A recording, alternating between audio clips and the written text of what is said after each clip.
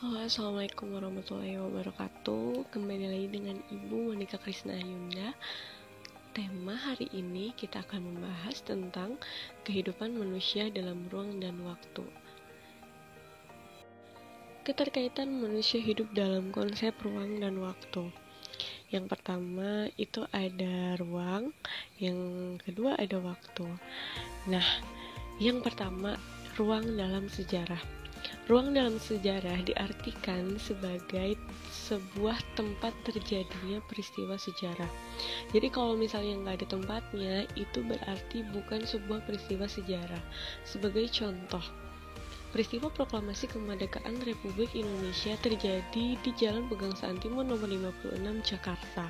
Nah, itu disebut ruang dalam sejarah. Jadi, di mana peristiwa sejarah itu terjadi, itu dikatakan sebagai ruang. Seperti itu. Terus kemudian yang kedua, konsep waktu dalam sejarah. Nah, waktu ini kapan sih terjadinya peristiwa sejarah?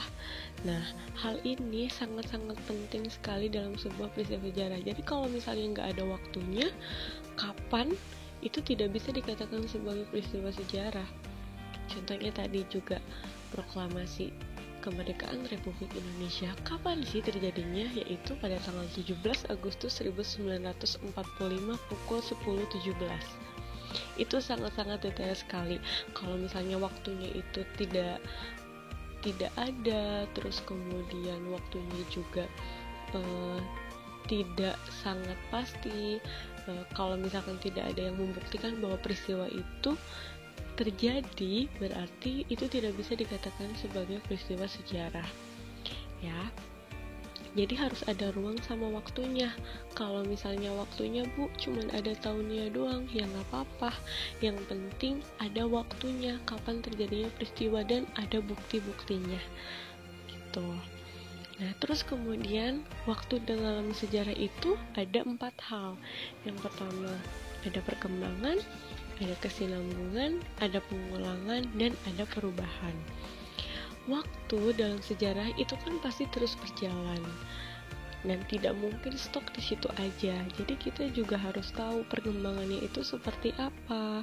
Terus kesinambungan itu berkelanjutannya seperti apa. Terus kemudian ada pengulangan atau tidak, dan juga ada perubahan. Maksudnya di sini pengulangan adalah dalam sebuah peristiwa sejarah, kayak contohnya nih, upacara kemerdekaan Republik Indonesia itu selalu diulang pada tanggal 17 Agustus ya, tetapi tidak bisa sama dengan peristiwa yang aslinya pada tahun 1945. Seperti itu. Terus kemudian perubahan-perubahan itu pasti ada, tetapi tidak bisa merubah dari awalnya. Jadi kalau misalnya dulu keadaannya proklamasi, itu kan sangat-sangat genting sekali, berbeda dengan zaman sekarang. Itu secara kita mengikuti upacara itu sangat-sangat khidmat, berbeda dengan yang dulu, itu sangat genting sekali, takutnya ada penjajah yang merusak suasana proklamasi Indonesia. Seperti itu. Jadi dalam waktu di sejarah itu sangat-sangat penting. Perkembangannya seperti apa, kesinambungannya seperti apa, pengulangannya juga, perubahannya juga. Terus dimensi konsep waktu dalam sejarah. Jadi waktu yang lalu, sekarang, dan masa yang akan datang itu sangat-sangat berpengaruh sekali dalam sebuah peristiwa sejarah.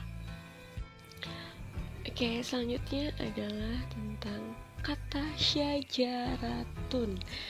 Nah, syajaratun ini dari bahasa Arab, artinya yaitu pohon. Apa hubungannya sama sejarah dengan pohon? Ya ada dong, pohon itu kan punya cabang-cabang tuh, terus dia itu selalu tumbuh, hidup gitu kan, berkembang dari awal kecil sampai akhirnya besar. Dia itu punya sesuatu. Jadi sama halnya dengan keluarga kalian. Kalian juga pasti punya sejarah dalam keluarga kalian kan.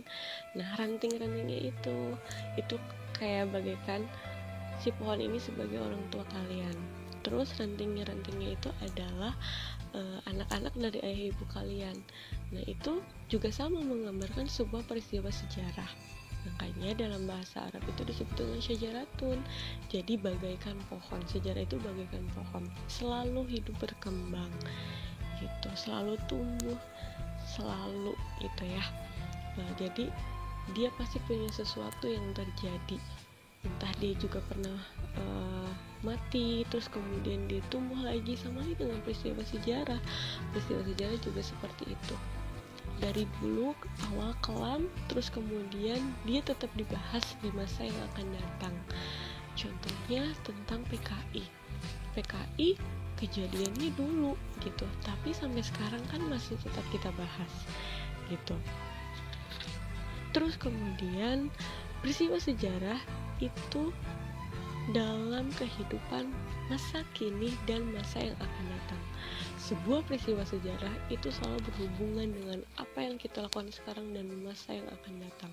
Kalian pasti selalu belajar dalam sejarah atau dalam kalimat Historia Magistra Vitae atau sejarah sebagai guru kehidupan.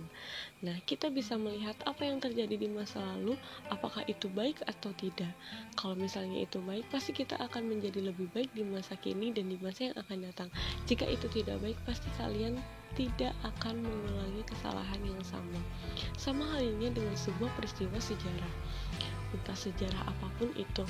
Kalau misalnya yang umum itu adalah tentang sejarah Indonesia, kita pernah melakukan sebuah kesalahan, yaitu kita mempunyai sebuah sejarah yang kelam, yaitu tentang pemberontakan G30 SPKI.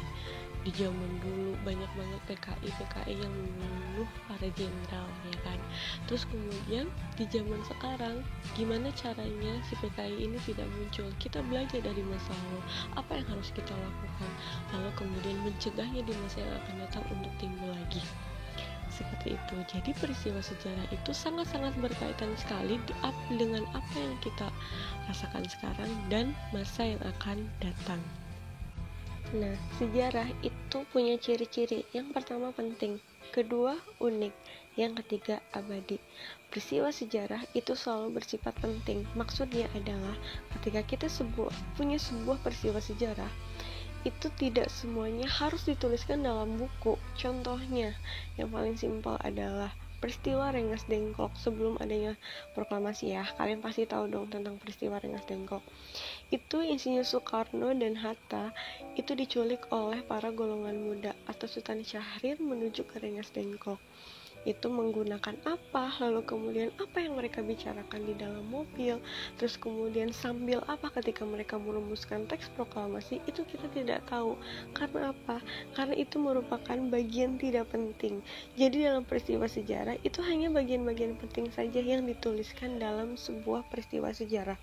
Di buku-buku yang pernah kalian baca, di dalam berbagai sumber yang pernah kalian baca atau pernah kalian lihat, itu pasti hanya peristiwa penting aja yang memang seharusnya ditulis. Makanya itu ciri-ciri dari sejarah.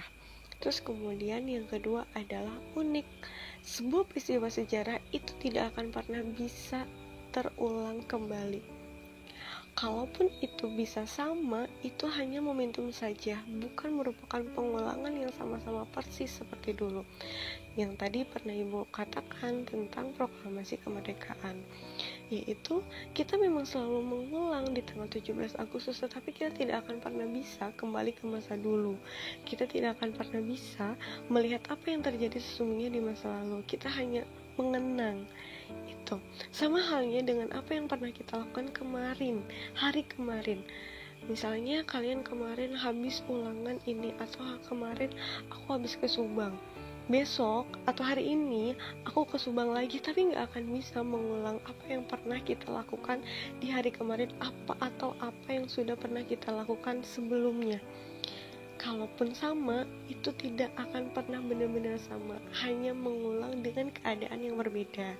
Contoh nih ya, yang paling simpelnya adalah misalnya kalian tuh pacaran, terus kalian putus sama mantan kalian, terus kalian balikan, ya kan?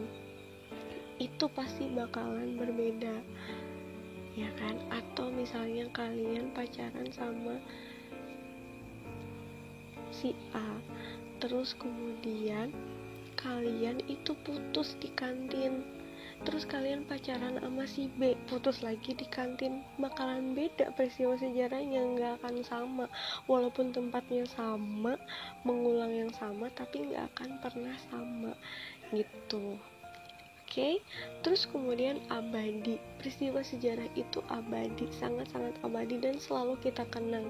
Apapun itu, selalu dituliskan dalam sebuah buku. Kalau misalnya itu ada fakta-faktanya, itu pasti kita akan abadikan.